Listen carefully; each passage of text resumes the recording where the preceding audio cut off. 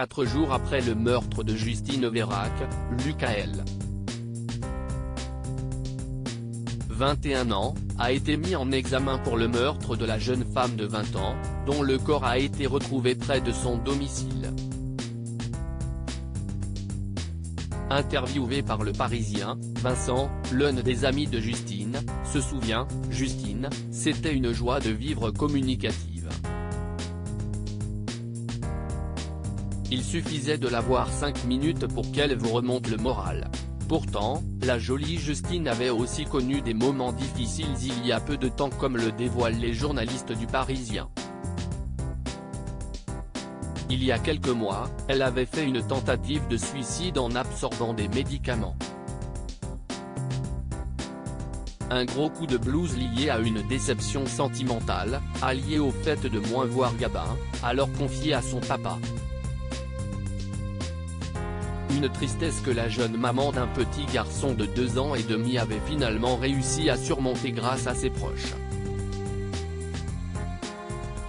Elle disait qu'elle savait désormais sur qui elle pouvait compter. Ce n'est que justice, car on pouvait toujours s'appuyer sur elle, ajoute son ami Vincent, qui précise que son amie était redevenue une jeune femme pleine de vie, qui passait son temps à rigoler et qui adorait danser. Pour rappel, Justine Vérac se serait sentie mal en discothèque après avoir bu quelques verres d'alcool et aurait décidé de partir dormir dans sa voiture dans la nuit du 22 au 23 octobre 2022. Elle aurait alors croisé la route du suspect, Lucael.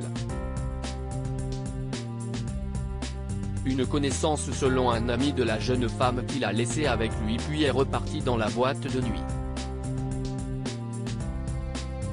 L'homme mis en examen, qui a été placé en détention provisoire, a avoué à la fin de sa garde à vue avoir tué la victime alors qu'ils étaient tous deux à son domicile et qu'ils venaient d'avoir un rapport sexuel consenti.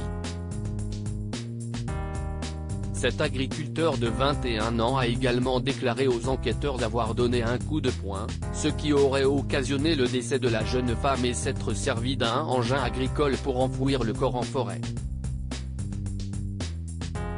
Une information judiciaire a été ouverte des chefs de viol, séquestration sans libération volontaire avant le 7e jour et meurtre précédé, accompagné ou suivi d'un autre crime. La peine encourue est la réclusion criminelle à perpétuité, a déclaré le procureur de Limoges Baptiste Porcher lors d'un point presse. Lucael reste présumé innocent jusqu'à la clôture définitive du dossier.